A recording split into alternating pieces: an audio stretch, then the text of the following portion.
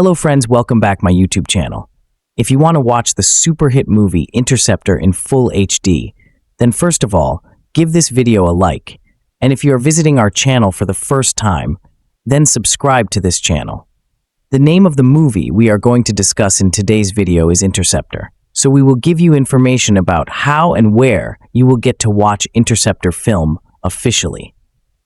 Apart from this, we will give you a detailed look at the pre-production, post-production, budget, box office collection, and filming of this movie. A detailed review of the movie will also be given in this video, where we will explain the story of this movie in detail. We will also discuss the cast and casting performance of the movie. Apart from this, information about the music department and technical department will also be given. Because of this video is going to be very interesting and entertaining. So, you must watch this video till the end. And if you haven't liked this video yet, then like this video now and subscribe to this channel. So, let's start the video. Interceptor is a 2022 action thriller film directed by Matthew Reilly in his directorial debut, from a screenplay by Reilly and Stuart Beattie and a story by Reilly. An international co-production between Australia and the United States, the film stars Elsa Pataky and Bracey. It follows a tough and reality-bruised army officer who finds herself in charge of a lone nuclear missile interceptor base in the middle of the Pacific Ocean after she is wrongfully drummed out of her dream job at the Pentagon. The film began streaming on Netflix on June 3, 2022, and climbed to number 1 on the streamer's top 10 list with about 50 million hours viewed. It received mixed reviews from critics, and was nominated for Best Production Design at the 12th AACTA Awards. Plot: the United States has 2 interceptor launch sites aimed at intercepting any nuclear warhead launches. The first, Fort Greely in Alaska, is attacked by unknown assailants presumably affiliated with a terrorist faction, while 16 nuclear warheads are simultaneously seized from Russian territory. The second site is a remote platform in the middle of the Pacific Ocean. U.S. Army Captain J.J. Collins is recently reassigned to the latter of the 2 interceptor missile launch sites. Following a high-profile case where she reported sexual misconduct by her superior, she experienced hazing, bullying, and threats, and a new deployment as retaliation. Under Lieutenant Colonel Marshall, and working alongside Cell Beaver Baker and Spiel Rahul Shah in the station's command center, Collins is part of the last line of defense after the hostile takeover of Fort Greely. The station is infiltrated by a small group of operatives led by ex-military intelligence soldier Kessel, who promptly kill Marshall and the other occupants of the base, leaving only Collins, Shaw, and an unconscious Baker, who was grazed by a stray bullet, in the command center. The infiltrators attempt to enter the command center, by which they can disarm the interceptor system and leave the U.S. open to nuclear attack from the 16 stolen warheads. However, they are rebuffed and attempt to forcibly enter instead with blowtorches. An operative launches a surprise attack after entering via a floor hatch, but is defeated and killed by Collins and Shaw. Baker regains consciousness and reveals himself to be an inside man for the infiltrators and motivated by a big payday and xenophobia, holding both Collins and Shaw at gunpoint while allowing Kessel and the remaining operatives to enter and assume control. Kessel hijacks a live feed and streams his manifesto about the failures in the history of the United States online, naming the 16 American cities to be destroyed and instructing the terrorist faction to launch the nukes immediately. Collins breaks free of her restraints and locks Kessel, Baker, and a henchman back out of the command center, while defeating and killing Kira, the lone enemy operative still in the room, and another henchman. Kessel attempts to force Collins to surrender, torturing her father, but she refuses, and her father is apparently killed when the transmission is cut. Kessel then plans to scuttle the station if he cannot take control of it.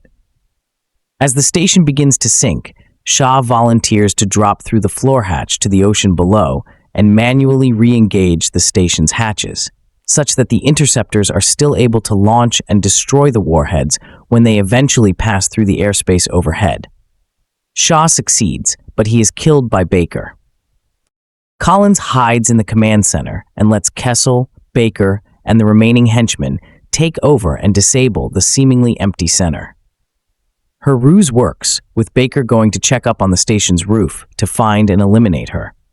Collins is able to stealthily dispatch the remaining henchmen while Kessel flees the room. Grabbing a laptop, Collins ascends to the roof and plugs the device in, planning to manually launch the Interceptor missiles using this method. She is found by Baker, and they engage in hand-to-hand combat, with Collins emerging victorious after killing Baker. Kessel, who had called in a Russian submarine to pick up the team of operatives earlier, finds Collins just as she successfully launches the Interceptor missiles with a fraction of a second left before the nukes would have crossed the point of interception. His plan failed. He engages in combat with Collins, who manages to defeat and subdue him just as the Russian submarine ascends from the sea.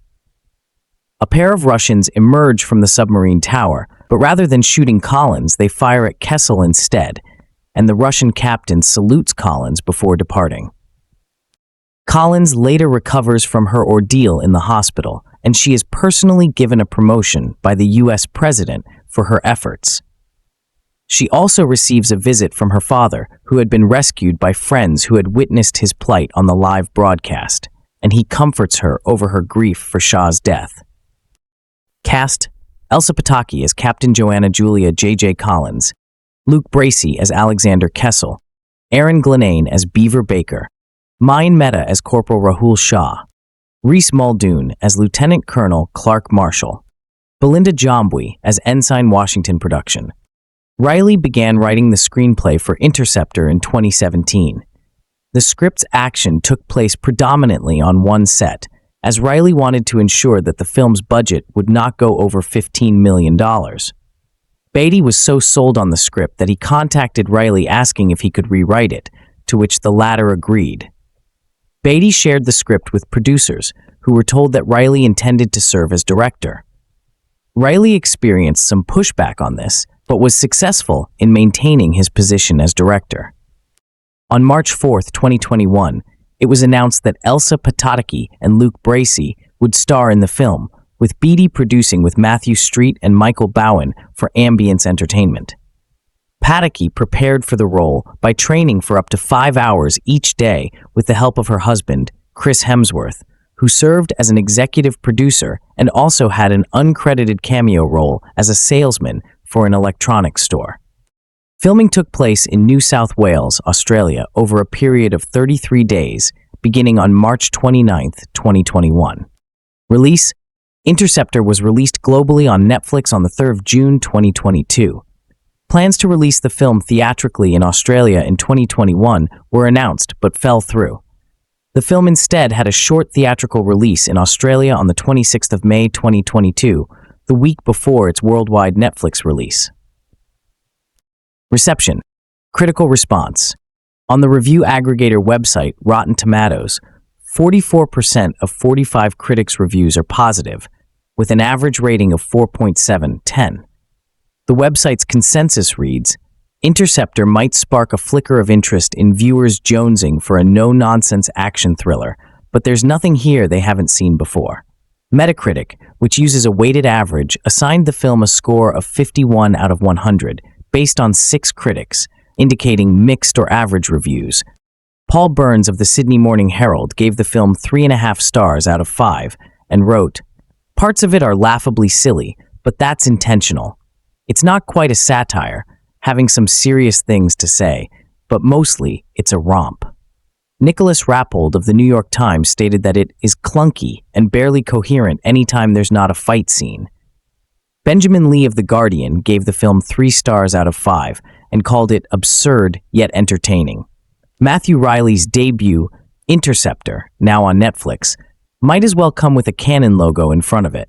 It is such an old-fashioned action film that it practically plays like a discarded Chuck Norris script, just with some modern gender politics and social issues in play, although someone like Cynthia Rothrock could have easily headlined almost exactly the same film in the 80s.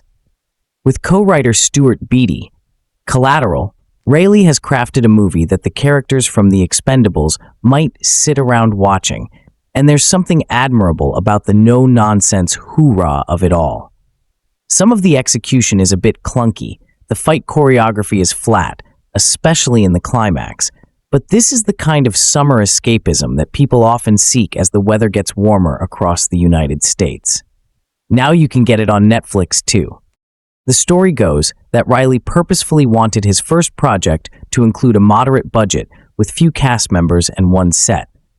And so we know it won't be long before something chaotic when he drops J.J. Collins, Elsa Pataky, on a ship in the middle of the Atlantic, a vessel that houses Interceptor missiles, the international safety net designed to take care of business if a nuclear weapon happens to be launched.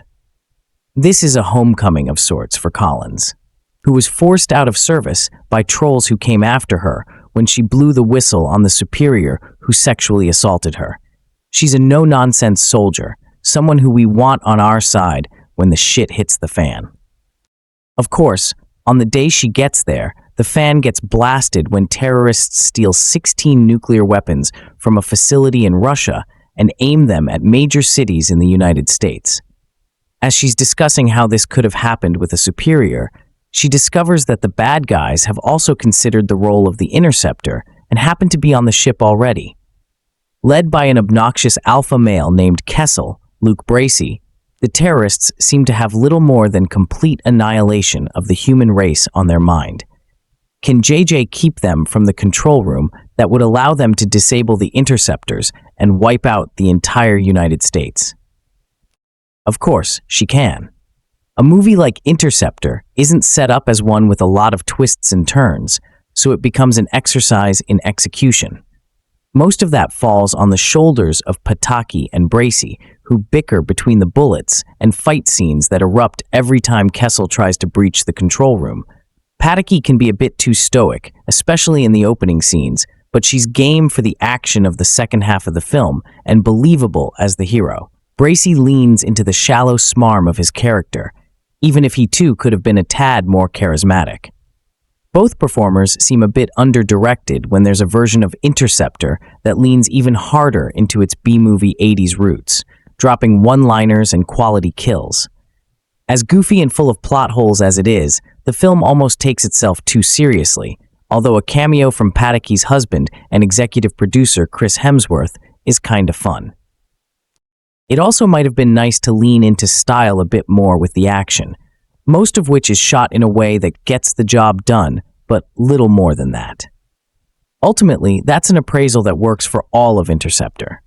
It's fine. It gets the job done. Given how many mediocre action movies have found their way to VOD and streaming services over the last couple years, just getting the job done kind of feels like a minor miracle. But Chuck Norris would have had more fun with it. Interceptor review. While the rather surprisingly robust box office performance of Top Gun Maverick has shown, once again, that all really is back to normal on the big screen blockbuster front, as a sort of precautionary measure, a more stacked than usual summer season of streaming has also kicked off. There are shows with budgets the size of movies, from Stranger Things to Obi-Wan Kenobi to the upcoming She-Hulk and Ms. Marvel, and films like The Gray Man, Prey, Secret Headquarters, and Spiderhead, all slick enough to be major theatrical tentpoles. Before most of that, and on a far, far smaller scale, drops high-energy thriller Interceptor, landing with whatever the opposite of buzz is on Netflix, modeling itself as an irony-free throwback to summers past and just about succeeding. The past in particular here would be the 80s, a time when action films were all quippy one-liners, earnest melodrama, artfully muddied up t-shirts, and an uneasily fetishistic amount of guns. It's defiantly uncool, without the wink-wink nostalgia one might expect. And on its own silly, low-stakes terms, it kind of works, easy to digest if difficult to remember. It's led by Spanish model turned actor Elsa Pataky, who plays Army Captain J.J. Collins, assigned to a last-minute post in the middle of the Pacific Ocean. It's an interceptor base, one of two created to prevent Russian nuclear missiles from landing on American soil. If one were to launch, there would be a short time frame for a response. We're told at the outset that it takes just 24 minutes for a Russian missile to land in the U.S., a gulp of a fact given the horrors of the last few months. In a rushed opener, We see flashes of a massacre at the other station in Alaska, meaning the only thing standing between America and Armageddon is Collins and her team. Which is mightily unfortunate when a psychopathic former intelligence officer, Luke Bracey, murders his way on board and reveals that missiles will be heading toward every major U.S. city. It's up to Collins to barricade herself in the main hub, guarding the controls and hopefully saving most of America. The frantic battle of wills that follows takes place mostly in real time, similarish to writer Stuart Beattie's 2004 thriller Collateral, if with, obviously, far less panache.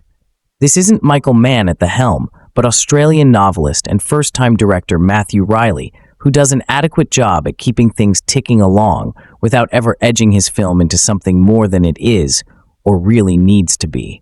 Clunky dialogue and questionable performances, Pataky is far more efficient at landing a physical jab than a verbal one, are somewhat papered over by both the film's contagious enthusiasm and laudable ambition.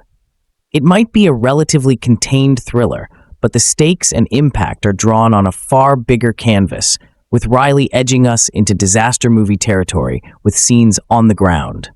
In The Cities at Risk, an overextended cameo from Pataky's off-screen husband, Chris Hemsworth, as an LA appliance store worker, is initially amusing, yet ultimately grating. There are also some attempts to modernize a dusty formula with Pataky's backstory involving a case of sexual harassment from a superior, a noble if mishandled subplot, and some of the villain's ramblings touching on nepotism and white privilege. It doesn't all land, but Batty, whose credits also include Australia, 30 Days of Night, and the new Obi-Wan Kenobi series, is a touch above the hired hack that usually scripts guff like this, and there are brief nuggets of substance. But it all takes a back seat to the action, which is at times clumsily captured, but otherwise violently effective, especially given the film's tight budget. It's brutal and to the point, like the film itself, and while it's not going to make a star of Pataky or anyone watching a sudden convert to Netflix's mockbuster oeuvre, it'll make for a decent summer snack until something better lands. Plot. One Army captain is forced to use her years of tactical training and military expertise when a simultaneous coordinated attack threatens the remote missile interceptor station of which she is in command. Review. I'm not sure if Interceptor is meant to feel like a love letter or a parody of old-school 90s action movies like Under Siege, as at several points, I thought the cast were going to burst out laughing, delivering some of that dialogue. Elsa Pataky stars as our unstoppable hero, Captain J.J. Collins, a soldier who is sent to an outpost at sea which is used to monitor and prevent nuclear missiles from being launched. If you think your first day of your job was bad, then spare a moment to think of poor JJ, who has to contend with a group of terrorists who want to blow up America, and she is the only one who can stop them. Our main villain, Alexander Kessel, Luke Bracey, is no Hans Gruber, but he still prefers to use charm to try and win over JJ to his way of thinking, even taking her side as we find out why she has been ostracized from the army. The script is filled with some awful lines, like many action movies, and Pataky tries her best to seem tough, although it stretches credibility watching her fight off guys twice her size. It manages to pack in every cliché imaginable, lacking any surprises, but that's why it makes for a fun, if rather bland, watch. I was initially going to give this 2.5 out of 5, however, there is a kill towards the end which elevated it. Yes, I'm a reviewer who rewards a movie for how awesome the bad guy deaths are, and Interceptor has some rather awesome ones. I won't spoil it, but once you see the movie, you'll know exactly what I'm talking about. It's tightly paced, wasting no time in getting going, and we get regular fight scenes. Keeping the action contained on the rig gives a mild sense of claustrophobia, but that was something that wasn't really expanded on and could have made for a more intense viewing experience. The music score doesn't really stand out aside from near the end when they seem to be channeling James Horner as it's reminiscent of Aliens, which is definitely a high point. Overall, Interceptor is entertaining, perhaps for all the wrong reasons, as there is some cringe-inducing dialogue and some of the acting isn't the greatest. But if you're looking for an undemanding 98-minute programmer, then you could do worse. Or just watch Under Siege again, as this just feels like a lower-budget reboot. Interceptor is one of those action films born from the subgenre Die Hard created, using the ticking clock strategy to create a tense, fast-paced, and entertaining action film. The hero has a fixed target and a clear mission, and for 90 minutes, viewers watch as they outsmart, outmaneuver, and outfight their enemies. It seems like an easy task, but it can be challenging to carry the momentum. As many will attest, Die Hard is an exception. A film that aspires to reach those heights needs to have everything working perfectly, starting with a leading actor that can carry a movie alongside engaging fight choreography, exceptional filming techniques, and pacing that constantly ratchets up the tension. In Interceptor, Matthew Reilly, in his directorial debut, has taken on quite the task, and the result is somewhat entertaining, silly, and wonky. Elsa Pataky stars as Captain J.J. Collins, who has recently been stationed at one of 2 interceptor bases for the U.S. Army. These interceptor bases are the last line of defense in the event of a nuclear strike from Russia or any enemy state across the Pacific Ocean. After facing sexual harassment and the full brunt of a patriarchal backlash for standing up for herself, Collins is demoted to her previously held post on SBX-1. Just as she arrives, a coordinated attack at the first interceptor base and an attack on one of Russia's missile bases is carried out on SBX-1. JJ, who the Army undermined, is now the only person who can save the United States and maybe the world. Technically speaking, the film is fine. By Hollywood standards, the action is better than most, but it's still heavily edited to mask either the poor choreography or a misguided attempt to capitalize on the fast-paced, breathless actioner it wants to be. Pataky does, however, sell the action scenes with a fierce commitment that cannot be ignored. She is confident and bold, but most importantly, steady. Pataky doesn't overcommit to the action star persona. She is not without vulnerability and can delve into the more personal aspects of her character without sacrificing the strong energy she projects and that the film desperately wants to capitalize on. Opposite Pataky is Luke Bracey, who is hamming it up as Alexander, the brilliant tactician hell-bent on bringing America to its knees, but manages to never cross the line to absurdity. As for everyone else, they do the bare minimum with their roles. However, the film does lose its footing when it comes to unveiling the motivations of the villainous Alexander. In a roundabout way, Interceptor plays with the idea that he is like many a Bond villain, motivated by money, but loudly and pompously preaches some higher-than-thou belief that the world would be better off with millions of people dead. Through its small roster of characters, the story plays tug-of-war with the idea of American exceptionalism and the extreme misogyny that plagues the world's largest military.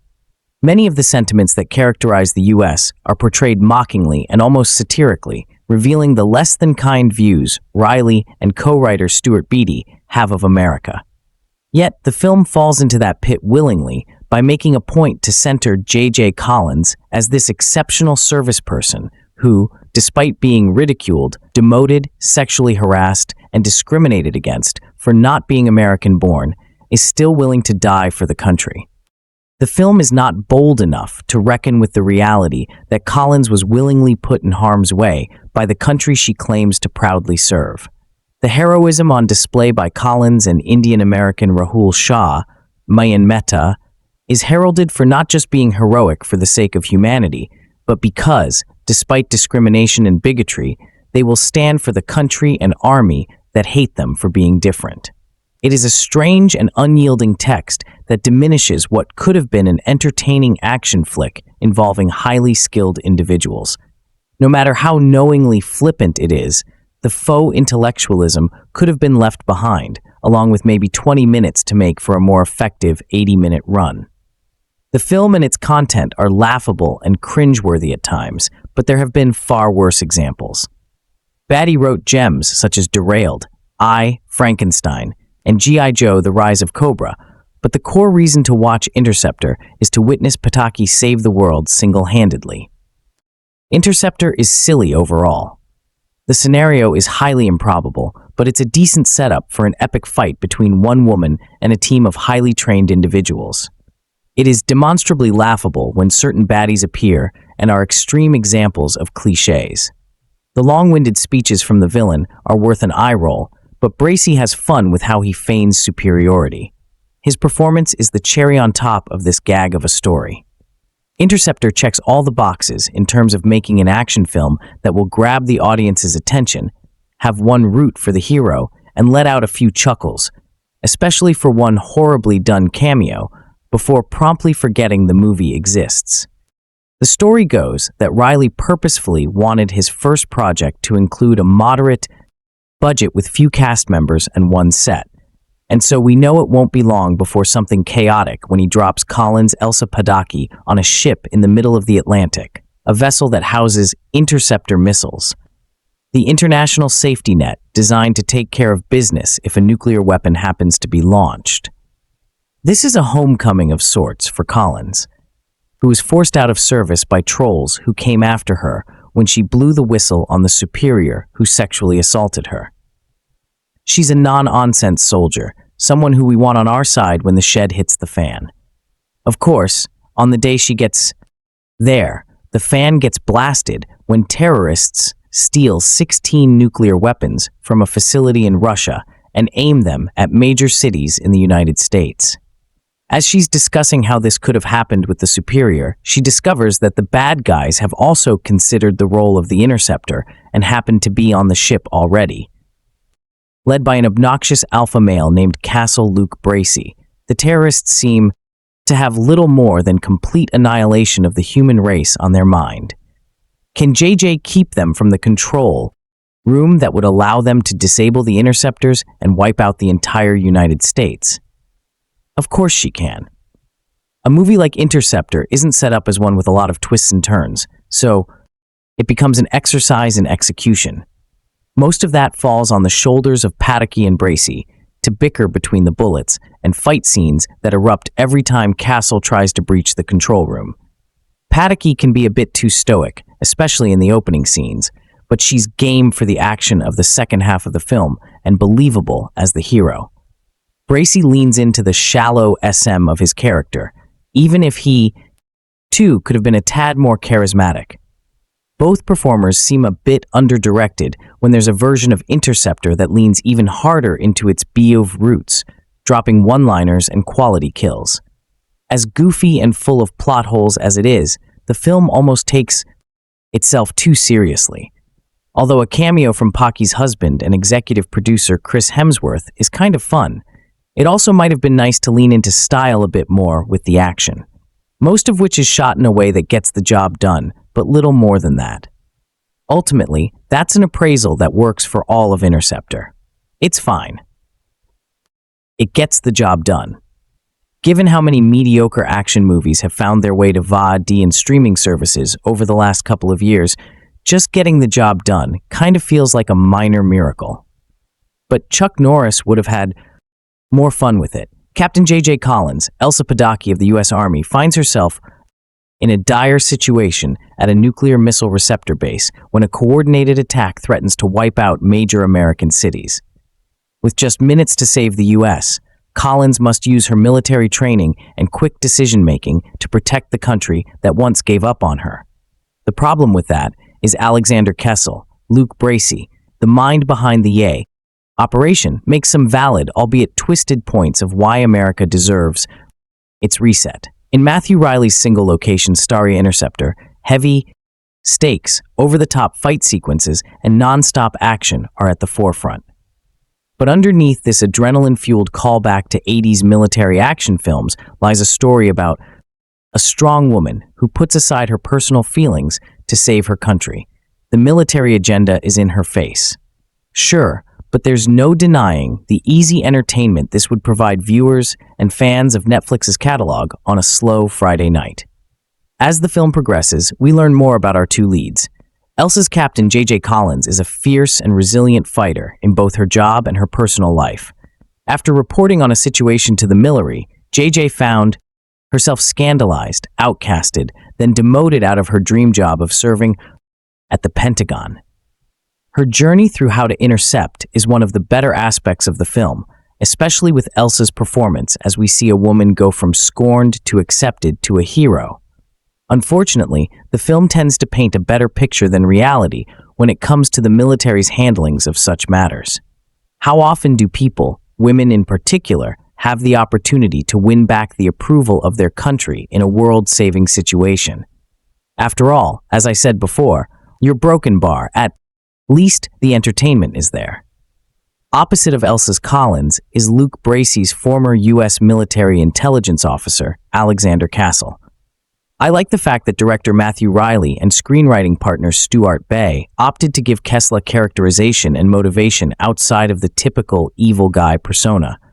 But I do think Bracey undersold his interpretation of such a character.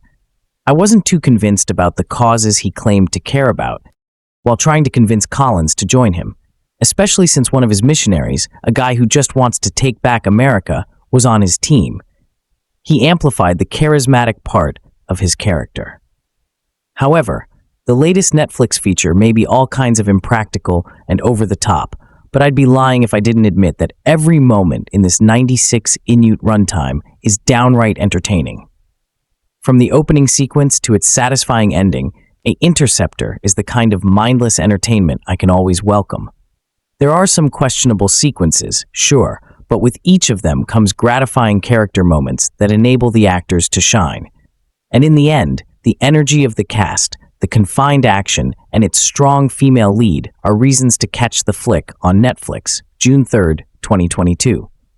There are some films that you know were filmed in Australia without checking. It can be the supporting cast being filled with characters, actors you have grown up with, or it could just be the specific energy the film gives off today. We look at just such a film, also one that might just have a significantly higher opinion on the ability to shoot down nuclear weapons than what is borne out in a reality. So to set the scene, we open with a military base under attack. A substantial military base because Fort Glay in Alaska is one of only 2 places where America can launch interceptors to shoot down nuclear weapon attacks from Russia.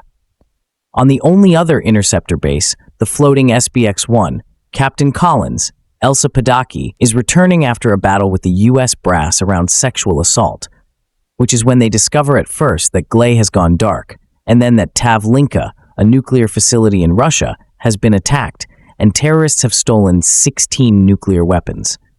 Those weapons are now aimed at America, looking to take out 16 major cities like Los Angeles and Boston.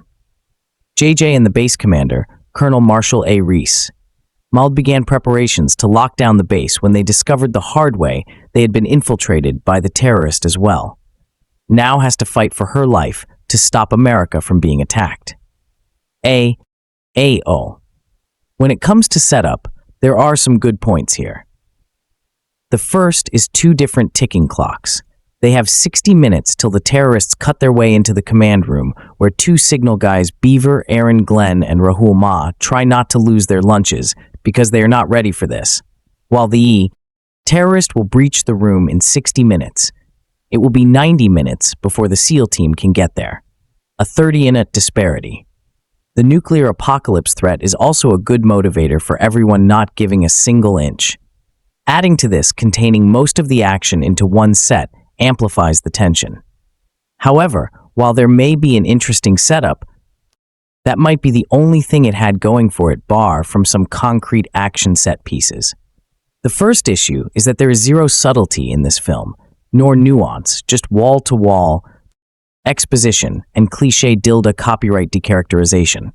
This can be interesting when exploring these kinds of tropes from a fresh angle. However, everything is played entirely straight here, creating a jarring tonal experience. To be fair, I think the cast is doing their best with what they are doing, but it does not help when every single person is one-dimensional. But once you have these frustratingly created characters, it gives the film nowhere to hide, thus revealing its flaws at every stage. To begin with, there are no stakes at any point in the movie. There are no consequences in this film to give it any tension. Indeed, the narrative decision to intercept that first missile torpedoed any chance of the third act having any impact. The smaller of budget also seeped through in places like there not being enough time for the actors to nail their American accents. Also, a cameo is fun. A recurring gag is distracting. In the end, do we recommend a Interceptor? Unfortunately, I think the answer is number. I think the cast is doing their best and there are some exciting action moments. However, a lot of this film is just a slog and a tonal mess. If you like The Interceptor, I would also recommend to you A Jolt, a chatting about movies and TV. He'll be talking about international relations or the solar system. At Stuart Bay, whose credits as a writer include working on All Pirates of the Caribbean, Curse of the Black Pearl, G.I. Joe, Rise of Cobra, and who directed the likes of Fat Tomorrow, When the War Began, and Frankenstein, teams up with first-time feature director Matthew Reilly for Interceptor, a very timely piece of action cinema. A1 that puts the Russians firmly back on the filmic map as the bad guys of the movies, along with their conspiring American dissident buddies, aka Trump supporters, looking to make America great again. The film follows Captain J.J. Collins, Elsa Pataky, who's called back to active duty after she is wrongfully dropped out of her dream job at the Pentagon. When a simultaneous coordinated attack then threatens the base itself, Collins finds herself in charge of a lone nuclear missile interceptor base, hence the title in the middle of the Pacific Ocean, coming face to face with the charismatic yet crooked Alexander Kessel. Luke Bracey, a former U.S. military intelligence officer intent on carrying out an unthinkable plan. Collins must utilize her years of tactical training and military expertise to determine who she can trust and stop Kessel and his covert mercenaries from completing their twisted and terrible mission. All against the nuclear clock, a broken bar. Let's get this out of the way first. Elsa Pataky's Captain Collins is a rather unassuming lead in what is an action-heavy film, but who after her first fight sequence seems more than capable of handling herself in a fight, as did in the Fast Furious franchise. What Collins more can't handle is the cheesy dialogue she has to spout in the middle of said action for that Interceptor. Or, as biggest downfall, the script. Well, I say downfall, but the sheer absurdity of it all makes Reilly's film a hell of a lot more fun than it really had any right to be. It's as if Reilly and Beauty watched a boatload of action movies, from the big budget to the no budget, and picked out all the most ridiculous cliches and tropes they could, and then looted the films for just as ridiculous dialogue. It's almost as if the duo put together a script based on all the most outrageous action movie catchphrases and crowd-pleasing lines, and then filled in the story around them. When the film starts with Pataky fighting a man twice her size and spouting, "You're a big boy," you know exactly what type of action film ride you're in for. Of course, Elsa Pataky has plenty of experience in over-the-top action, having worked on the aforementioned Fast Furious films, and she obviously brings that experience to Interceptor. But both to Broken Bar, she also doesn't play the film in any sort of exaggerated way.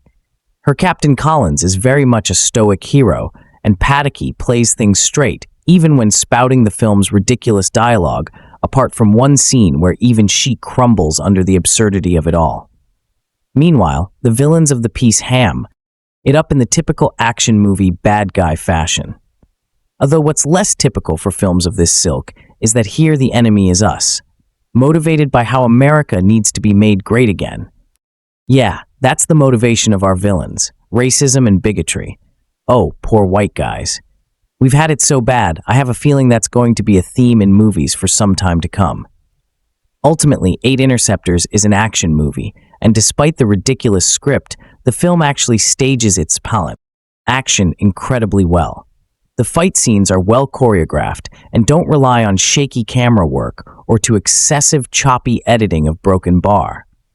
I could posit that if Bay and Reilly did scan through action film after action film for the most cliched, absurd dialogue, they also managed to pick up tips on how to actually make a good action movie. Because the Interceptor era is a good action movie, even more so for those out there that grew up watching similarly absurd action films from the likes of Sylvester Stallone and Arnold Schwarzenegger. Interceptor is a new straight-to-Netflix action movie with a story in the tradition of an under siege but a feel more like a good DTV movie. And you don't have the scope or production value of those A90 studio action programmers that warm our hearts. And you don't have an army of veteran character actors in the supporting cast. The trade-off is you get fewer explosions and vehicle crashes and more care put into choreographing and executing exciting hand-to-hand duels between the heroine and her various opponents. Less spectacle, but more intimate. The thing that piqued my curiosity is that this is an action vehicle for Elsa, who apparently was in Beyond Reanimator and The Snakes on a Plane, but I know her as Brazilian police officer Elena Fast 5. Elena falls in love with Dom, but steps aside when Letty turns out to be alive in a Fast Furious 6. And by the time Oak Fate of the Furious, as she gives birth to Dom's son and dies. I like her in the Fast movies, but she's not exactly a standout character. So it's cool to see a movie all about letting her show off. Pataky plays Captain J.J. Collins, who has just been demoted back to her old job as Missile System Specialist at SBX-1, a small missile defense platform in the middle of the Pacific Ocean. She seems depressed about it, but before she's even unpacked, there's a world historic emergency situation to deal with. 16 nuclear missiles have been stolen from Russia, and also Fort Glay, the only other American base that can shoot down those missiles, has been taken offline by traitors.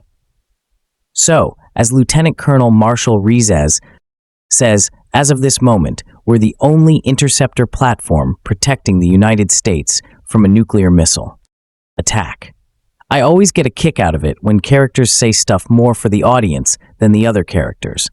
Why would he specify from a nuclear missile attack for the people who work there? I would give it more points, though, if he started with an O, as you know, or, and I don't need to tell you that.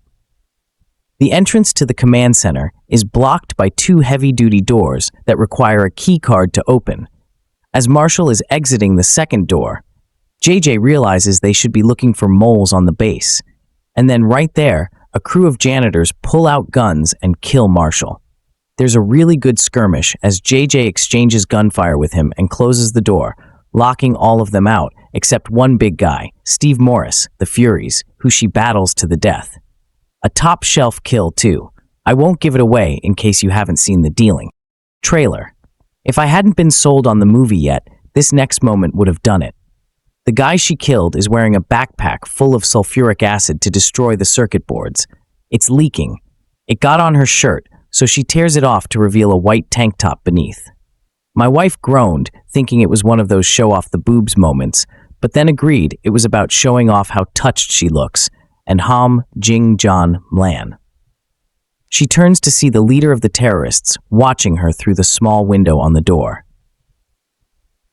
Then she makes a big show of picking up the key card that would open the door for him, dropping it into the puddle of acid and strutting back into the command center as it melts. So now, it's a siege movie where she's locked in with two less combat-useful computer guys at a friendly corper who, like all Australian actors, was in an episode of FA Power Rangers Dino Fury and the obnoxious Beaver Baker, or Glenane from the TV version of FA Picnic at Hanging Rocka, and the Snowpiercer, who thankfully is unconscious from being grazed by a bullet. She talks to the leader over an intercom as he tries to battle her psychologically or get in a different way, such as cutting through the doors with torches. The leader is Alexander Kessel, Luke Bracey, star of Roger A's A Lucky Day, also Cobra Commander, G.I. Joe Retaliation, and Johnny Utah, the Point Break remake. You forgot existed until I just mentioned it now, and you got kind of mad. He is indeed an American who has engineered a plan to nuke 16 American cities. At first, I assumed it was some kind of mercenary reason, but then he starts ranting about America's the greatest lie ever told, and I wouldn't put Bracey's castle in that Eric Begg as Eric Dane category of fun. Villains. But I think he's pretty good because he really captures this specific way to proud of himself type of pseudo-intellectual dude we've all encountered. There's a type of villain like the guy, you know one, who can mostly intimidate you with his stare. This is a guy who's more about sharing interesting to him, not you facts about the fall of Rome and spouting off his various opinions that he's so sure are going to blow your mind. Taylor's a part, Later, where JJ tells him to stop mansplaining, and it seems a little forced in the moment, but Castle is absolutely the type of guy the term was invented for. One of his better moments of villain is after he's killed Captain Welch, Paul Caesar Felony, because JJ refused his demands. After she says, "I will never open this door," Castle draws a frowny face in the blood he just splattered on the window. If I may nitpick, I think this would be more powerful scene from her point of view, but it's shot from his side of the window. Still a pretty damn good from the command center. They're able to communicate with the POTUS, Zoe Carras, Stones of Death, Elvis Costello's Veronica video, and her national security team. And they learn that Navy SEALs are coming to help a day, but they're about 90 minutes away. Meanwhile, Castle hijacks the emergency people in Times Square, and a famous actor in an amusing cameo as an employee of a Best Buy type store are able to watch what's going on and root for JJ to intercept the forming. This has plenty of the silly you expect in a movie of this type. You bet your ass that all the locations are written on the screen in green text that types out with a computery whirring sound, and lots of stuff you have to be forgiving about. Some very forced exposition dialogue radio communications that I bet were recorded by crew members in post-P production. That's more of a description than a complaint, though. If an action movie is working on the important levels, then some laughable stuff can be a plus. Like, I got a kick out of this one, having a looped line where an Anton randomly blurts out, "I heard you grew up in Spain at a bastard dad was posted at." Clearly, they were worried about Paddock's accent, confusing people if they didn't specify where it came from. Takes me back to the early Van days. I love it. In the Under Siege movies, Ryback can be a top soldier, but also a rebel, because he's gotten in trouble for things such as punching a superior officer whose decision, he says, got people killed.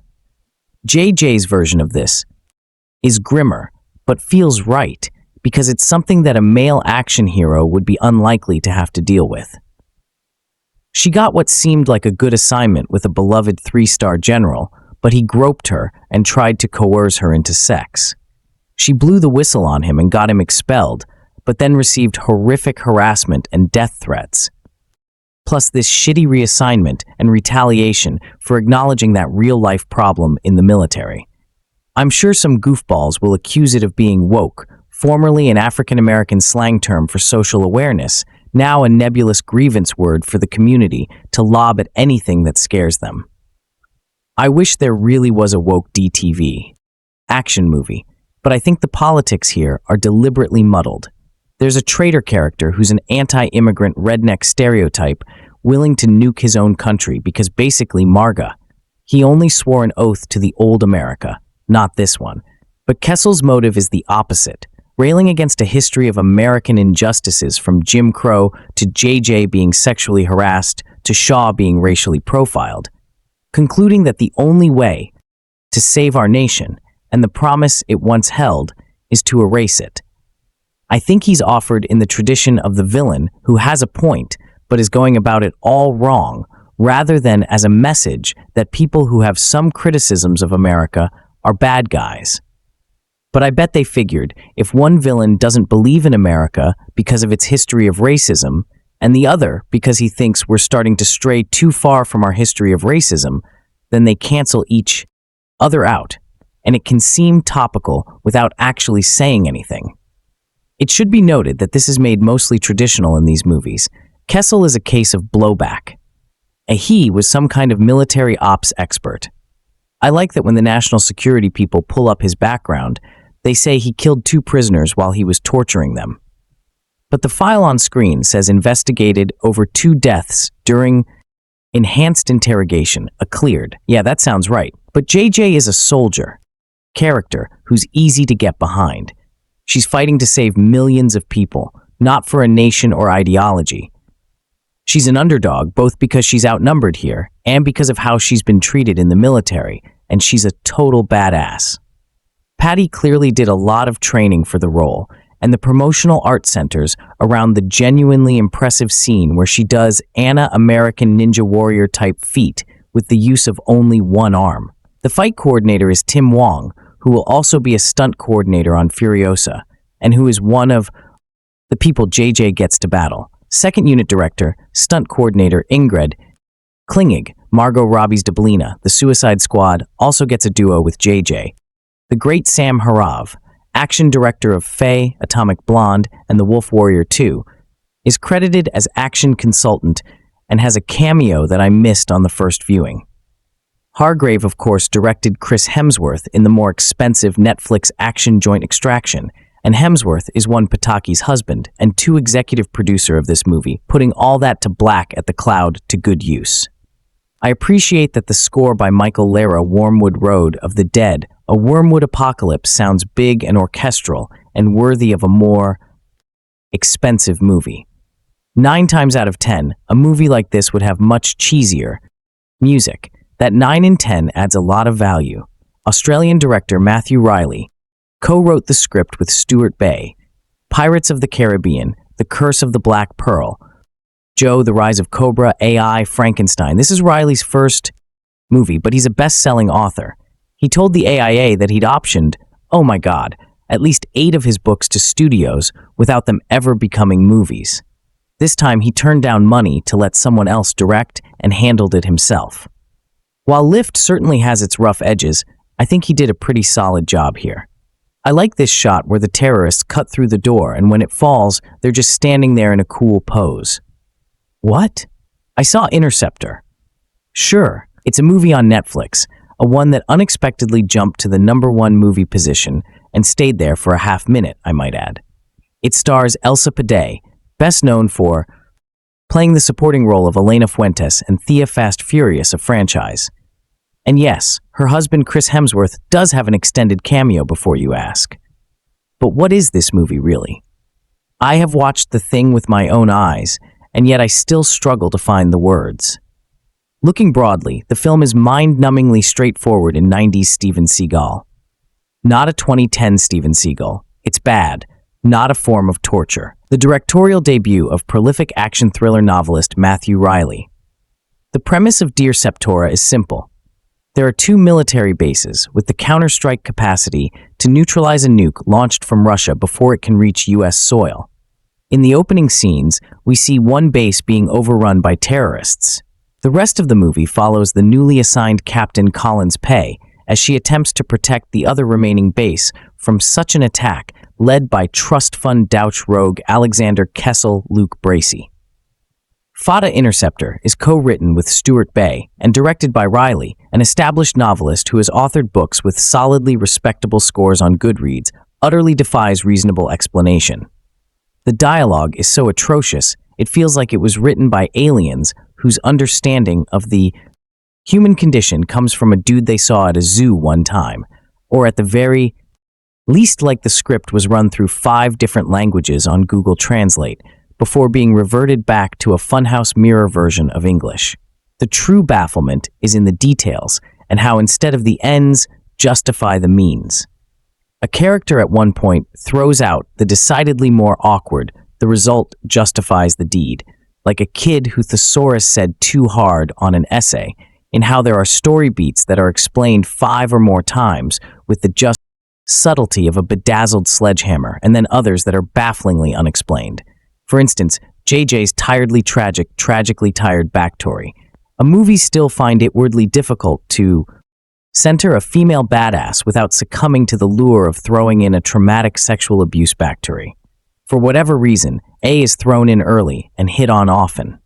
As JJ is first greeted by the other staff on board, we get the story of her sexually abusive former superior alluded to through dialogue, then plainly stated through dialogue, then shown for good measure in a flashback of an unsanctioned ass grab. And this is just in the first act. By contrast, much of the logistics of the villainous Kessel's master plan and his convoluted motivation remain utterly confusing.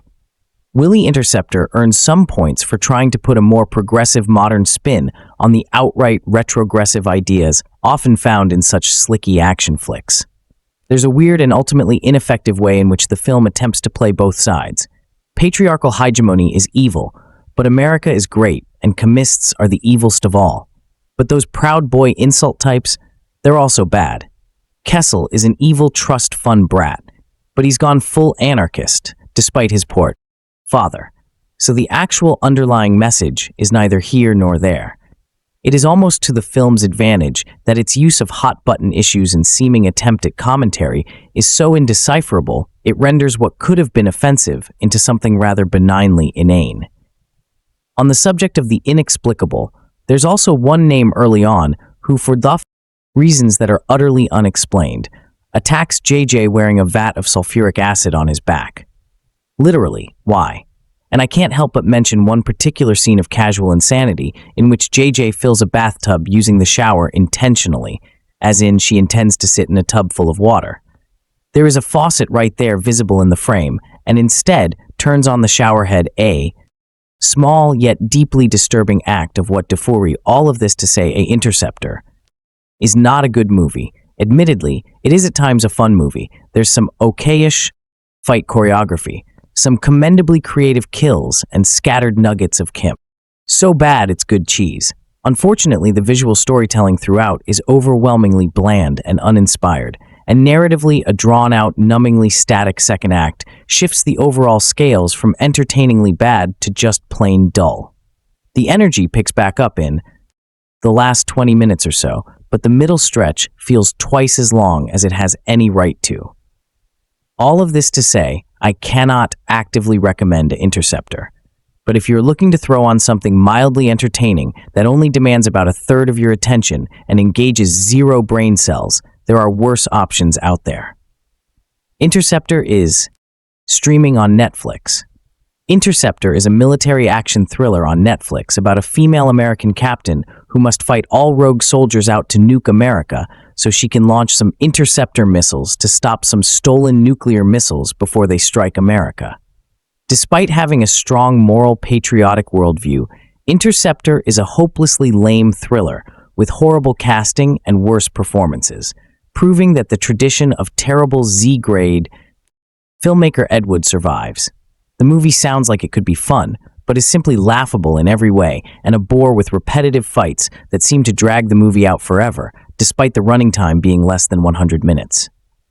Captain J.J. Collins, Elsa Pataky, is a female military officer based on SBX-1 located in the Pacific Ocean. SBX-1 is one of just 2 U.S. bases in the world equipped with missiles that can intercept and explode nuclear missiles in midair.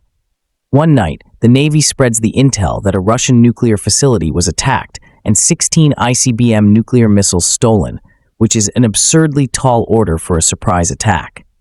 Then some rogue soldiers led by Alexander Castle Luke Bracey make a surprise attack on SBX-1 to try shutting it down and capsize it, thus rendering the interceptor missiles hopeless. Doing this, Kessel and his men can ensure a nuclear missile can hit Los Angeles and then later 15 other American cities. Collins and a nerdy underling soldier team up to stop the SBX-1 hijacking and save the planet. Meanwhile, Kessel's underlings punch, kick, throw grenades, and shoot at Collins as she takes them down one at a time. Regrettably, the fights are repetitive, cliched, and boring. Every action viewer has seen such scenarios countless times in other B-movies, and the ones in Interceptor are nothing new. Interceptor goes far beyond B-movie badness and heads directly for the Z-grade works of Ed Wood. Generally considered the worst filmmaker of all time for trash classics like Plan 9 from Outer Space. The script logic and Interceptor is poor and repetitive.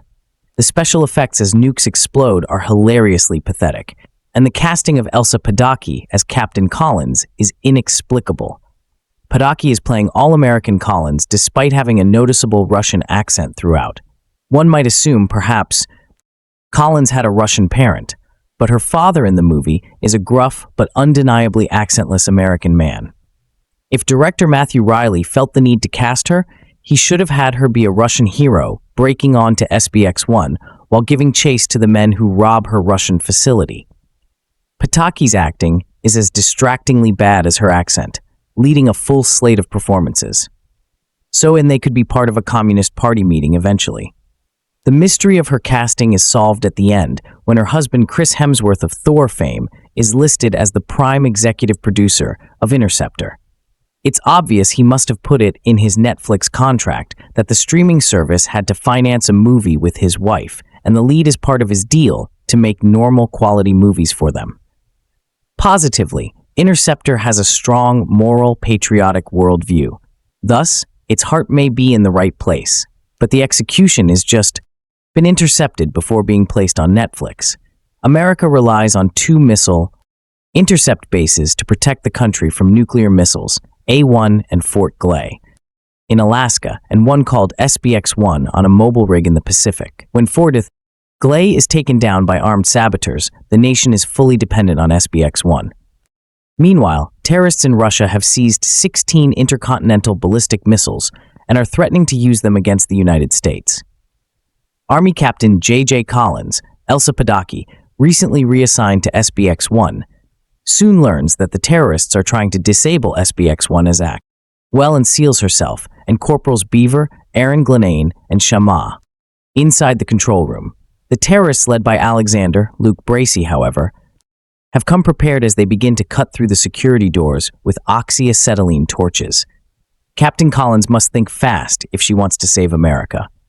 While the plot synopsis sounds like something out of a Tom Clancy novel, Interceptor is better described as a rotting sack of cliches, bad ideas, and horrific dialogue left moldering on a third-rate as Spy Kids a set. And boy, do they leave it to fester. This movie drags out for what feels like several runtime of 96 minutes and very little of interest actually happening. Stale fight. Scene follows stale fight scene, intercut with some of the worst banter I've ever heard in a series of thoroughly unconvincing special effects. The truly scary part of all this is that director and screenwriter Matthew Reilly is somehow a published author.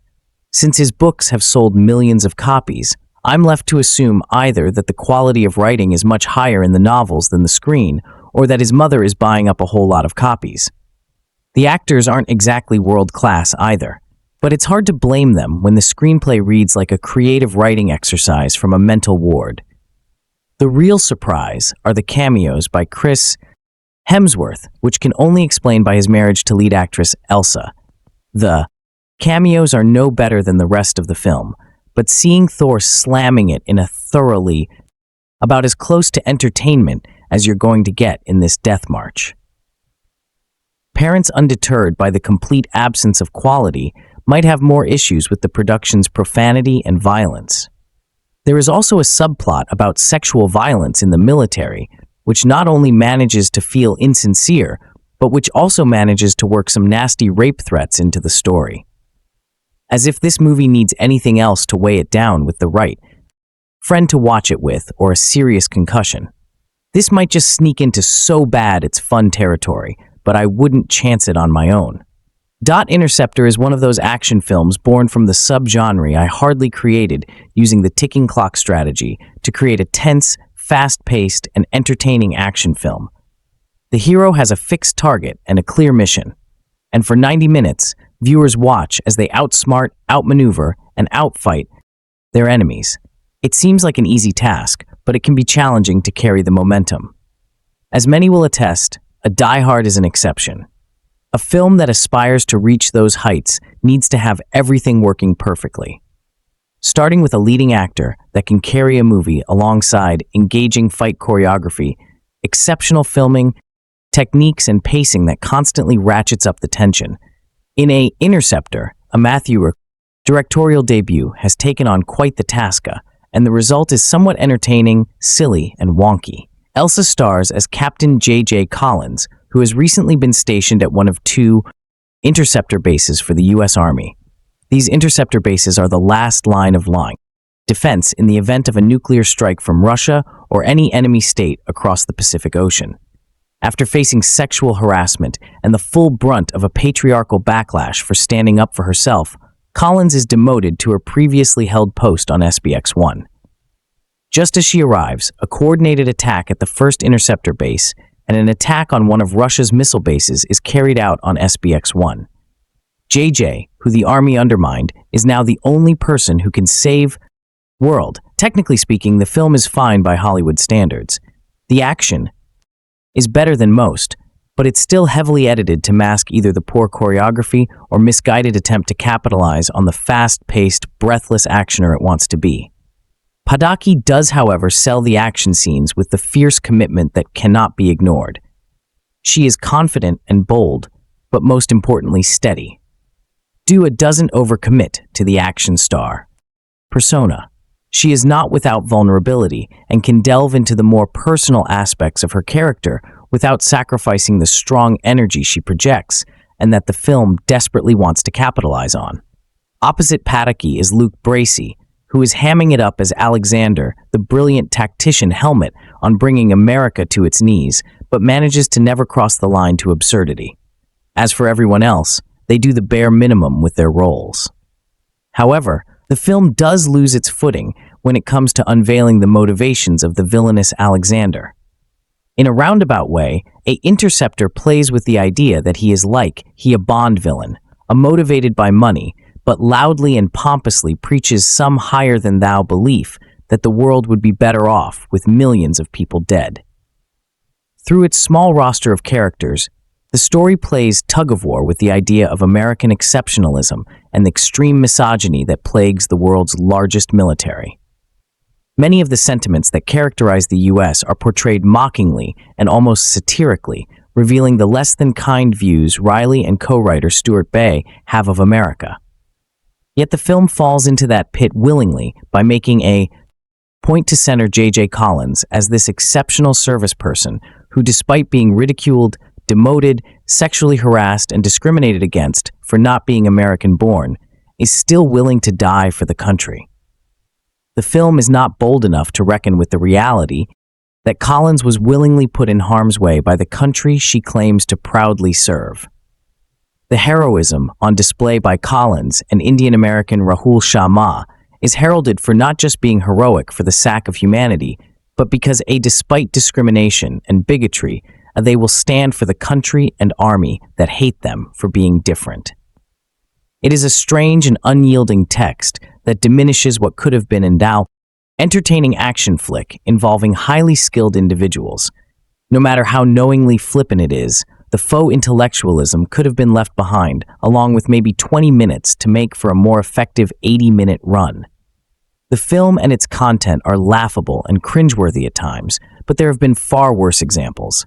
Bay wrote gems such as Derailed, AI, Frankenstein, and the G.I. Joe: The Rise of Cobra. But the core reason to watch Interceptor is to witness Pataky save the world single-handedly. Interceptor is silly overall. The scenario is highly improbable, but it's a decent setup for an epic fight between one woman and a team of highly trained individuals. It is demonstrably laughable when certain baddies appear and are extreme examples of cliché dilda, copyright S. The long wind, the speeches from the villain are worth an eye roll, but Bracey has fun with how he feints superiority. His performance is a cherry on top of this gag of a story. A Interceptor or a checks all the boxes in terms of making an action film that will grab the audience's attention. Have one root for the hero and let out a few chuckles, especially for one horribly done cameo, before promptly forgetting the movie exists. The guidance was healthy, with the small caveat subscribers were dwindling, and to keep them stable, it had to come out with new refreshing content that revived the streaming giant's lost mojo. Well, it can be safely said, Interceptor won't be doing it any favors. It marks for me another Netflix speed original that falls significantly short of making any meaningful inroads to put up a decent show. It stands for all that is wrong with Netflix's strategy to push for films that think they can attract eyeballs with filtered action scenes and a supposedly big celebrity name. No, it is not Chris Hemsworth. The film is essentially a single location setup of a rig called the SBX-1, which is one of the interceptors that the U.S. deploys to counter any threat of nuclear missiles. The other Fort Glay is overtaken by terrorists. SBX-1 soon sees the insiders betraying the nation, and newly appointed Captain J.J. Collins has the difficult task to save the country after the colonels on board are shot dead. Can she do it all alone with sparing help from Corporal Shaw? The answer is obviously yes. We saw it from a long way out. Hell, dear writers saw that even before they began to write the script. Well, write the script would be too much of compliment for the screenplay. There is no writing, no direction, no nothing that could have made Day Interceptor watchable. Everything about this Netflix film is a blot on the subscription money you pay on a monthly basis. The shocking reality of its universe is even more divergent than the actual events that we see on screen. In the name of a thematic tone, creators think merging a terrorist threat and feminine-centric undertones of modern-day movements can pass for a story outside the rig. I'm not even kidding. The film would make for a brilliance proof of such honor films. When an astrologer-like person comes in that time of adversity and says that Captain Collins has a 14% chance to execute her plan, I genuinely thought the movie would have revealed that it is actually a spoof. Unfortunately, it isn't. The torture trudged on. The toothless and pathetic writing seems to be a product of the writers studying years of screenplays from the last 20 years and copy-paste them all into one script. The unconvincing dialogue is so bad that it makes you cringe when the actors actually say those lines. And I greatly sympathize with the actors. There is absolutely no support from any key personnel to use them in a productive manner. Without any credible direction or cues, they are a part of a big sinking ship that sinks even before setting sail. Even when the project was not released, it was bound to fail. The monstrous crimes that have been committed by making this film should be punished, and they will. In the court of the people, Elsa Pataky Collins appears to be the right person to pull off the action scenes. Her chiseled body and compelling facial expressions have the potential for an action star, but that alone cannot translate into the above. The scenes are laughable, poorly executed, and bereft of logic. The last point also extends to the film as a whole also. My biggest beef is not anyone associated with the actual making of the film, but those who chose these people. The production has messed up big time by appointing the wrong kind of personnel. Director Matthew Reilly is clueless in his debut. He lacks the instincts or the vision to direct a movie. Probably the best for everyone, if due. He sticks to writing the airport novels that are easier sells than this. And when a central figure on set has no assertiveness and conviction, one can only imagine what the end product will look like. Interceptor is bad, so bad that I dare you to press the play button and watch the entire film without skipping a scene or getting out of your seat. It should never have been made, and instead a short film revolving around Chris Hemsworth as that electronics salesman seeing the live telecast of the operation would have been a better idea. It truly pains me to state that, because these Netflix release is more or less an Australian action thriller, an all-too rare type of genre flick produced on this land. It's also made by a first-time director, acclaimed author Matthew Reilly, hosts Chris Hemsworth, a husband to the film's lead, producing, and features a who is who of Aussie faces. I did want to like it, and to some strange extent, I did kind of enjoy it, but more in the same way that my cheapness will lead me to think that I'm actually enjoying scoffing down stone-cold home-brand chicken nuggets. Yes, so gross, but they'll do, until the next morning's bathroom visit. The film has Spanish actress Elsa Pataky of Fast and Furious, a series playing highly skilled Army Captain J.J. Collins, who returns to duty after being sexually harassed and humiliated by a general sent to a high-tech facility in the Pacific Ocean, which is America's first line of defense against foreign missile strikes. She finds herself under attack by domestic terrorists who have aligned with Russia to obliterate the U.S., imagining a Die Harder at Sea produced by the folks at Ignore, short a studio of the asylum. Although lacking the type of goofiness that some stoners could have a laugh with, a Interceptor era is preposterous from the outset. Pataky's casting seems to be at odds with the story. The character's accent and background explained by a tactless throwaway line referring to her spending time in Spain. From the moment Collins steps into the facility's control room, the movie opens itself to ridicule. The cringeworthy set design looks as though the team received hand-me-downs from the production of a gay, late-eights Dr. Hero series, and distilled dialogue and rudimentary fight sequences conjure up memories of after-school television programming from the 90s as an Australian co-production with America. Interceptor, or it does offer a showcase of familiar and forgotten faces, providing an AI spy distraction to the overall calamity. Luke Bracey 2015. So, Point Break, a Elvis plays the villainous mercenary with little effect in a flimsy 4. M. Dual: for Eels plays Pocky's father and has enough makeup foundation caked on his face to be mistaken for an Aardman character. There are also appearances from Reese Mildoon, Zoe Caros, Aaron Glenane, and Paul Caesar, and it is a genuine pleasure to see their faces together on the screen. Almost no filmmaker has ever dared to make their debut with such a high-concept film, and whether it was ignorance or arrogance that convinced Reilly that he could, he should be applauded for trying. On the literary front, Reilly has long been able to conjure up action-heavy narratives with Hollywood blockbuster flair. On the screen front, he's sadly out of his depths. Filmmaking is, of course, no easy medium for a first-timer, and to have delivered a product at all is an achievement, but the story of this magnitude requires an expert touch. Perhaps a couple of smaller projects beforehand may have provided Reilly with some of the experience needed. The most curious name attached to the film is Stuart Bay, whose stamp on Hollywood is unmistakable. As a screenwriter, Petrie's credits include films such as A Pirates of the Caribbean, The Curse of the Black Pearl, A Collateral, A Australia, and The 30 Days of Night, and he seems to be the most qualified person amongst the Interceptor as crew. Upon reading Reilly's initial script, he was said to have loved it and offered to rewrite it. If this is indeed the Kazi Broken Bar, one can't help but wonder what the original script was like. Life Thea is the result of further work.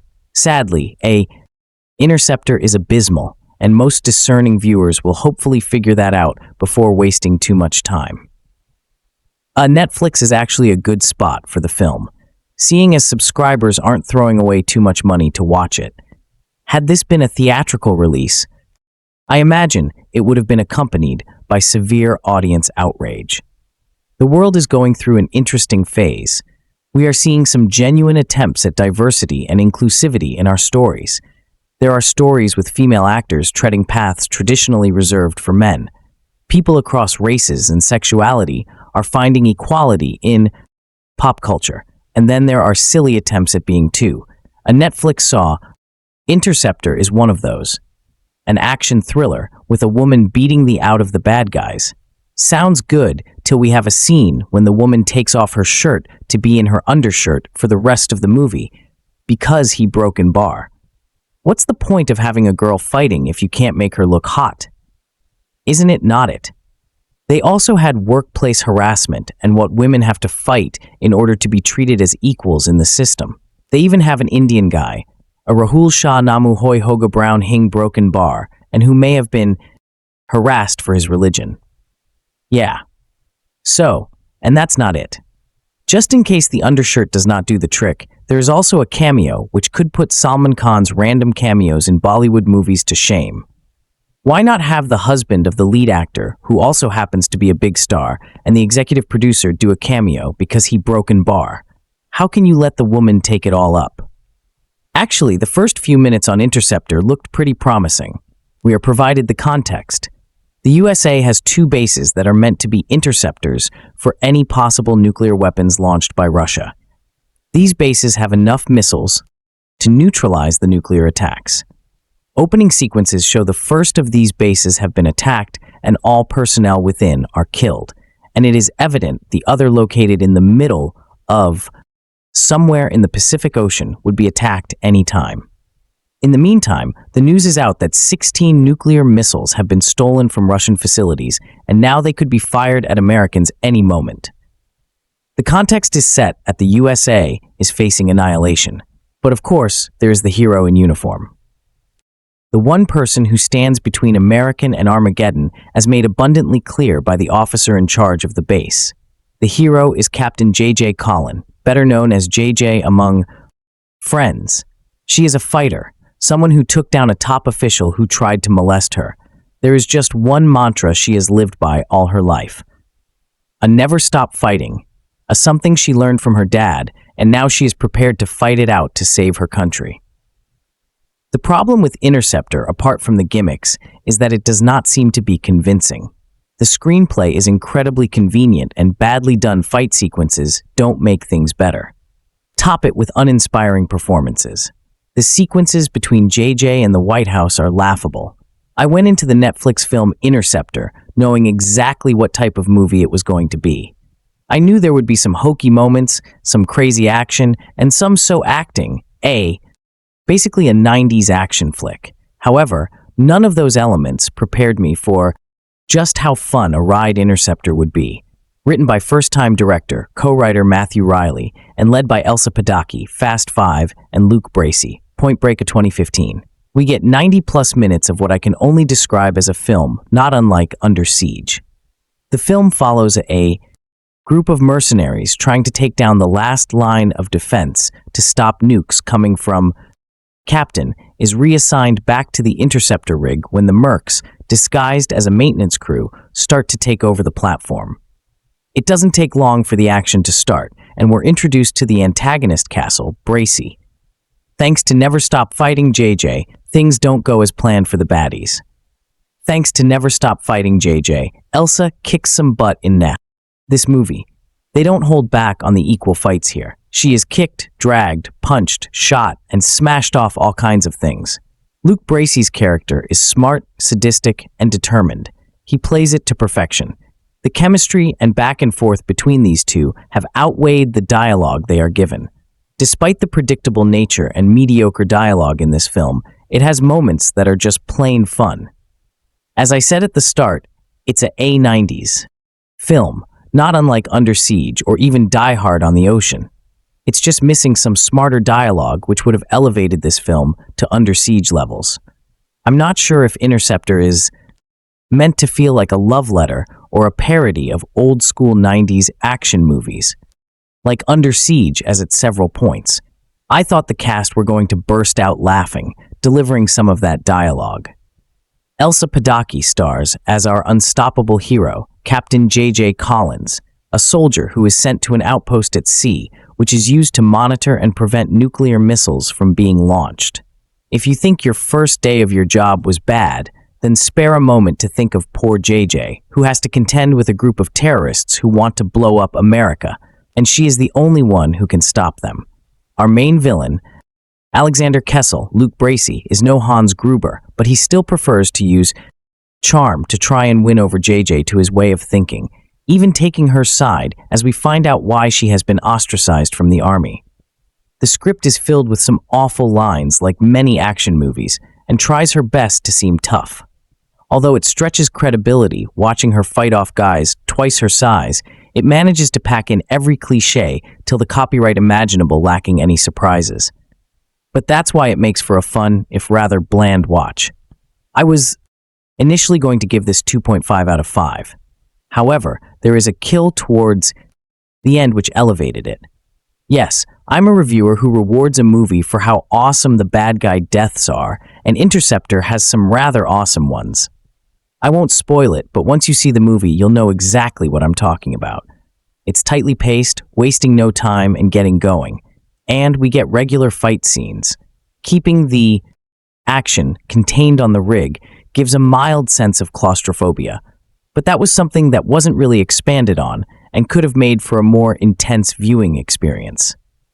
The music score doesn't really stand out, aside from near the end, when they seem to be channeling James Horner, as it's reminiscent of Aliens, which is definitely a high point.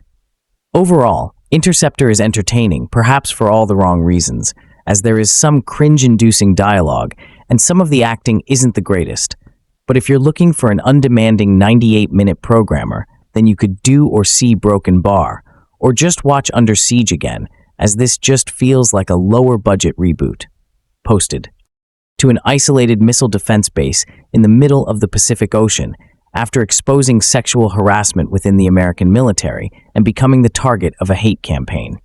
Captain Collins, Elsa Pataky, despairs of her career prospects, but when this vital part of the America's shield against nuclear attack, is the subject of an insidious conspiracy to negate it, led by an ex-intelligence operative with a grudge named Alexander Kessel, Luke Bracey, Collins may be the only person who can stop the destruction of the United States.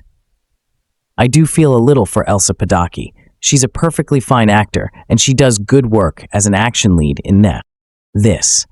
A a film that marries a very traditional Merca style of patriotic storytelling with some very obvious nods towards the Hashmeto movement. But Netflix and some of the people who made this just don't really seem to care all that much. No, they seem primarily interested in getting you to realize that Pataky's husband, Chris Hemsworth, produced the film, which is the first thing stated in the plot description. While Hemsworth himself has a not-so-subtle cameo appearance at several points.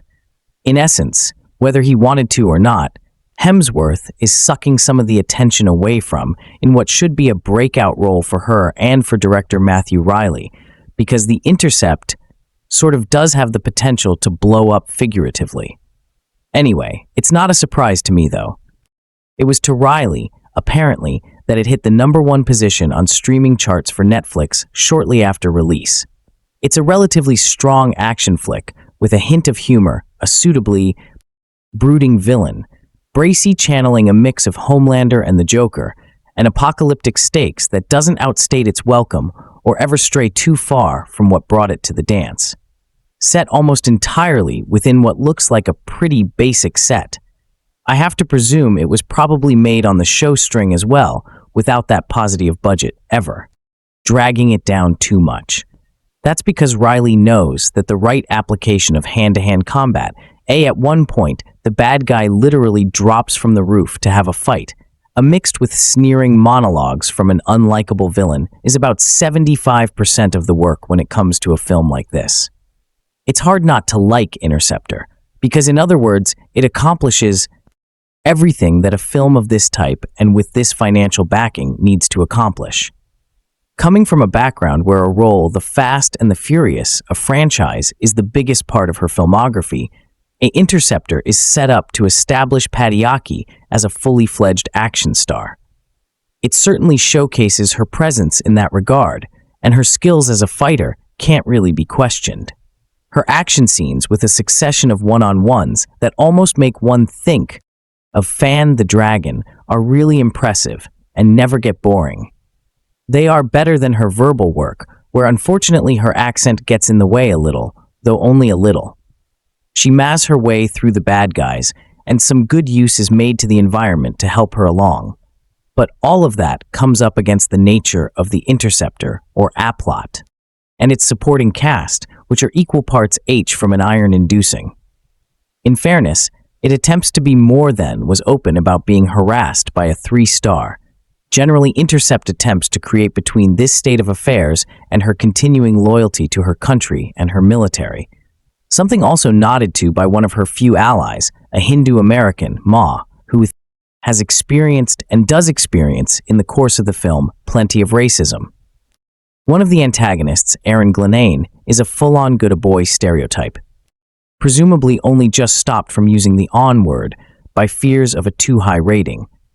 While Collins at one point tells Kessel to stop mansplaining to her about his evil plans. But perhaps a film which balances this stuff out with fistfights involving acid pools and belts as weapons isn't the best avenue for an exploration of a culture war in a divided America. Still, it's all right. Actually, it's better than that. As stated, Interceptor measures up perfectly well when it comes to the action genre and makes very good use of what it has in terms of the bottle episode sets and surrounds. It's a shame that the people behind it thought it necessary to use Chris Hemsworth and his name for all that it is worth, instead of maximizing the effort to make the star in her own right. At times, it might attempt to be a bit too salable, and the Merca sentiment is never too far away, but this is a perfectly diverting 90 minutes and change. Recommended back in the 90s, writer Matthew Reilly's directorial Boo, working off of his own intentionally limited scope story, would have gone down a treat as a cheap and cheerful die-hard knockoff Think Under Siege. It likely wouldn't have been limited to a single location, because, well, that wasn't really a thing done in action flicks back then, and even on a budget, it would have possibly had some of that Garrel charm to get you through Pop Seagull, or more like a Van Damme in the lead, and voila. But in 2022, shooting in a single location has become some kind of badge of honor. As is the casting with a dearth of genuine action stars these days. What will we do? We a Top Gun, Maverick's a Tom Cruise hangs up his hat. And having gone through a decade or two of older non-action actors getting the Liam Neeson shade taken a treatment, female fighters are the name of the game. Karen Gillanza, Gunpowder Milkshake, Mary Elizabeth Winstead, a Jessica Chastain, the 355A, and Ava without solid action direction and without even a vague sense of scope. Though the result is a film both contrived and defined by its lack of budget and lack of vision, and utterly lost without that 90s charm to paper over the cracks after a bunch of former US military terrorists steal some Russian nukes. The only thing stopping them from taking out over a dozen major cities is a missile defense station floating in the ocean. And the only thing stopping them from taking that over is an unfairly sidelined decorated soldier who just about everybody disregarded and underestimated Netflix launch as a Interceptor in 4K Dolby Vision with a Dolby Atmos. And considering its paltry budget and limited effects, it mostly looks pretty good lapping up strong detail, particularly on close-ups and sporting a loud and obnoxious soundtrack, with one of the most painfully intrusive and utterly generic scores of late at its best during the final, where it hacks up the score to Aliens so. Woefully still for $15 million, it looks and sounds spready good. Interceptor is supposed to be not only Matthew Reilly's introduction into directing bigger budgeted work shopping to adapt his own books, but also Pataky's launch into leading roles, perhaps seeking the help of her husband, Thor himself, Chris Hemsworth, to not only produce but also train with and prepare her for the action role as well as make a comedy cameo. Of course, had some action moments in 4 of the Fast Furious films, but hasn't really done anything else of note on her career, seeking to perhaps redefine herself and maybe even earn a Netflix franchise into the bargain. Like a low-budget Gerald Butler has fallen series all to herself, she laps up the classic role admirably. From the she was brought up in Spain, excuse for an accent which echoes all of the times they've had to explain Ari or Van Damme's accent, to the absolutely reasonable quips which would have, as with so much here, been forgiven 3 decades ago. There are some nicely staged moments, perhaps not, and fights, but moments nonetheless, where she shows her action chops, and aside from an absurdist stunt too far, think Dwayne Johnson's jump in a skyscraper, and an unnecessary partial incapacity to heavily weight the odds against her. It's solid work. And Luke Bracey, the replacement Johnny Utah in 2015's massively unnecessary Point Breaker remake, is actually halfway decent as the villain of the piece. Almost everyone else, though, is throwaway as all hell and the single location nonsense. But for oddly, the final act just feels cheap as chips.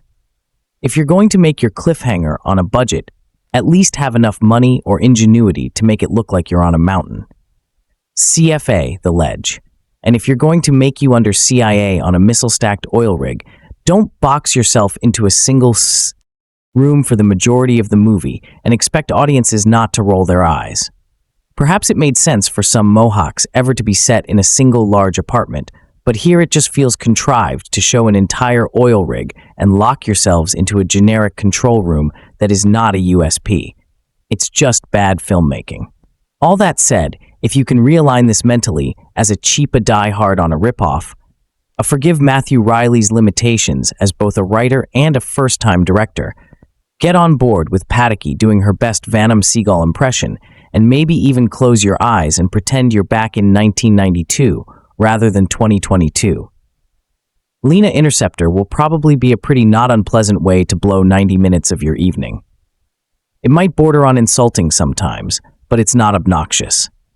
6 Underground, or an utter waste of money and talent.